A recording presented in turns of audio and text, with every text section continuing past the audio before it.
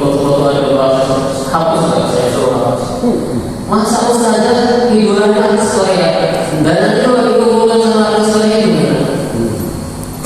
Jadi seandainya kita bisa lihat semua, tidak ada orang jelek, tidak ada orang benci, tidak ada orang kurus, semua pasti pilih saya ingin ganteng, saya ingin gotong, saya ingin ganteng, saya ingin terkenal. Tapi kenyataannya bagaimana? Kenyataannya ada yang kurus-kurusan, ada yang hidungnya masuk ke dalam.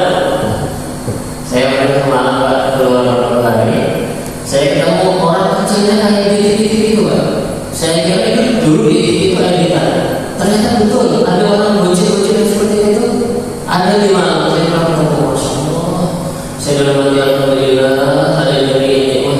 Saya masih lumayan lah, kalau kecil masih bisa juga. Ini masih sedengkul saya Pak. Masya Allah. Ya, jadi maka kita semua bersyukur di sini Pak. Gede-gede, ada yang besar banget, daya tinggi, ada yang sedang semua. Maka kehidupan kita ini semua sudah diatur oleh Allah. Bahkan termasuk istri kita juga. Tidak ada yang tahu istrinya dari mana. Maka di sini dulu saya sering dengar nasihatnya Kiai Walid itu. Dulu masih kecil, masih di jalan sering saling ngece-ngece. Hitam, jelek, tiba-tiba sudah besar jadi suami istri. Jadi kehidupan kita tidak ada yang atur, tidak bisa ngatur sendiri. Bukankah banyak orang yang pacaran bertahun-tahun, tiba-tiba bukan malah jodohnya, malah jodohnya teman kita. Sudah diusahakan, sudah dikasih hadiah ke orang lain, sudah didatangkan dukun, ternyata bukan jodohnya, malah jodoh teman sendiri. Akhirnya timbullah pagar makan tanaman. Maka hadirin yang Allah, kehidupan kita semua sudah diatur oleh Allah, tidak bisa apa-apa. Kita ini hanya menjalani saja. Maka sikap kita yang benar kepada Allah Subhanahu wa taala satu hanya alhamdulillah ya Allah. Maka orang yang paling bahagia di dunia ini akan berbeda. Tidak ada di dunia orang yang lebih bahagia bagi orang yang ma'rifat Allah. Orang yang hatinya sudah kenal kepada Allah. Karena orang sudah kenal kepada Allah, dekat kepada Allah, maka hidupnya terus berarti. Dikasih apa saja tenang, dikasih apa saja puas. Karena dia punya perasaan saya tidak bisa apa-apa, semuanya sudah diatur oleh Allah. Apa yang Allah berikan itulah yang terbaik buat saya.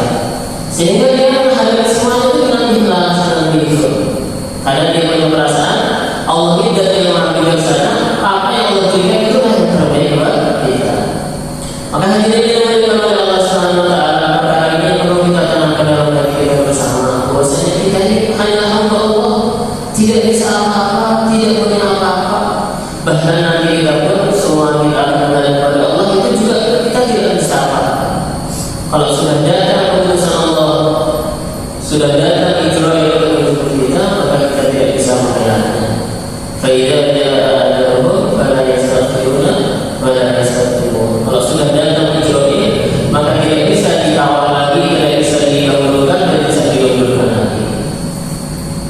Maka hadirin yang dimuliakan oleh Allah Subhanahu wa taala, hidup kita di dunia ini adalah ujian saja. Maka jangan sampai kita hidup di dunia ini kita terima dengan dunia ini. Kita hari-hari sibuk dengan dunia boleh, tapi jangan sampai kewajiban kita kenal kepada Allah, makrifat kepada Allah, ini jangan sampai tidak.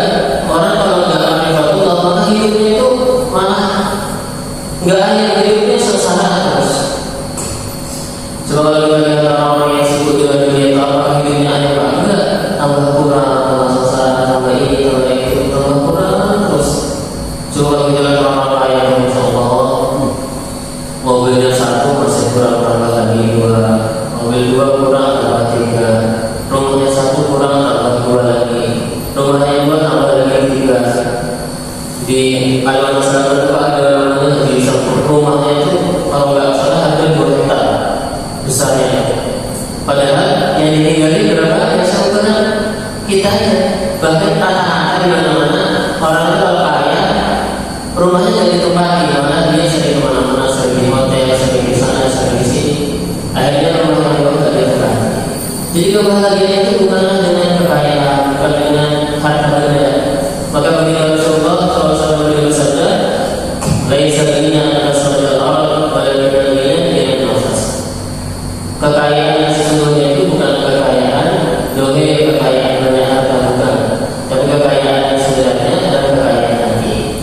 Yang repot sudah domennya tidak ada, hatinya juga ada, tapi kepada Allah. Akhirnya melanggar juga akhirat Allah juga jadi. Makanya sekarang ini kita sudah sebagai besar sudah tua kita. Kalau untuk mengejar dunia tak mungkin kita sekarang. Maka kejarlah akhirat, bagaimana tambah kenal kepada Allah, tambah dekat kepada Allah, tambah cinta kepada Allah. Tidak ada orang yang lebih indah di dunia melebihi orang yang cinta kepada Allah. Dan sebenarnya tidak ada orang yang lebih sengsara dalam hidupnya kecuali orang yang jauh dari Allah. Alhamdulillah orang yang tidak kenal kepada Allah itu pasti sengsara dalam hidupnya.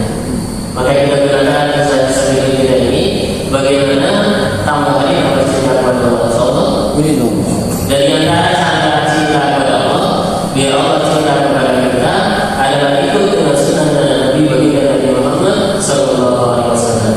Sebagaimana dalam ayat Al-Qur'an, "Qul in kuntum tuhibbunallaha fattabi'uni." Kata Allah, "Jika kalian umat Nabi ingin cinta kepadaku, maka ikutilah aku kata Rasul." Maka cara yang paling mudah untuk kita yang mendapatkan cintanya Allah, untuk menjadikan kita cinta kepada Allah adalah dengan mengikuti sunnahnya Nabi Muhammad sallallahu alaihi wasallam.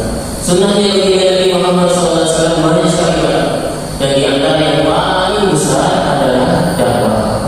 Jadi dakwah itu sunnah yang paling besar.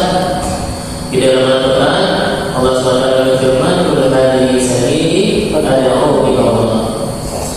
Dalam bahasa Arab, sabil jalan itu banyak. Sabil juga jalan, thariq juga jalan.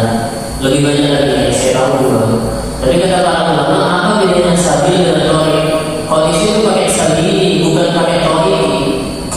Kata para ulama, bedanya kalau thariq itu jalan kecil, tapi kalau sabil itu jalan besar. Maksudnya jalan besar hidupnya baginda Nabi, kebanyakan waktunya baginda Nabi, kebanyakan pikirannya baginda Nabi, kebanyakan kesannya baginda Nabi dicurahkan untuk dakwah. Maka jalan hidup besarnya baginda Nabi adalah dakwah. Maka bagaimana kita bilangkan hidup kita ini untuk mengikuti sunnah baginda Nabi sesuatu yang besar, yaitu dengan dakwah. Karena dakwah ini kata para baginda Nabi sudah bersabda, "Ad-dakwah humul ibadah." Dakwah ini adalah hidupnya kebaikan.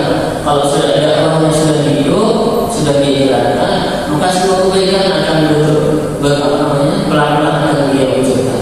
Tapi kalau sudah dakwah ditinggalkan, maka lama-kelamaan amalan-amalan yang lain, kebaikan-kebaikan yang lain akan ditinggalkan. Maka inilah maksud tujuan hari, 2 hari, 40 hari, 4 bulan ini. Bagaimana Islam ini, bagaimana tambah kepada Allah, tambah hari cinta kepada Allah, sehingga mati dalam perintah Allah SWT. InsyaAllah dia semua InsyaAllah bisa yang berbeda. Maka bagaimana yang di sini kita lihat kebetulan bagian InsyaAllah ya. Jadi akan pada 3 hari, 40 hari dicoba dulu Pak. Yang sudah pernah coba kan sudah mengalami, berarti sudah pernah ya, sudah pengalaman. Kita coba lagi biar dapat dekat kepada Allah. Pengalaman itu sudah banyak sekali Pak. Kalau keluar ini amalan tak semangat, ibadahnya tak semangat. Kalau nggak keluar itu pikirannya dunia terus. Padahal sudah tua, sudah insya Allah, sudah 64, sudah 65, sudah dapat bonus. Tapi masih pikirannya dunia terus. Seakan-akan kayak dunia itu seakan-akan selama-lamanya. Padahal kata Rasulullah, hiduplah kamu di dunia seakan-akan mati aja, beramal dalam akhirat seakan-akan kamu akan mati besok dan bekerja di dunia seakan-akan kau selamanya. Jadi kita dengan sebab itu dakwah itu akan semangat gitu. Maka kita yang semangat Allah yang muda yang tua kita sudah lagi keluar dari dunia. Oke, itu saja bersama dari Allah. Kurang maaf, kita tutup dalam hadis. Assalamualaikum warahmatullahi wabarakatuh.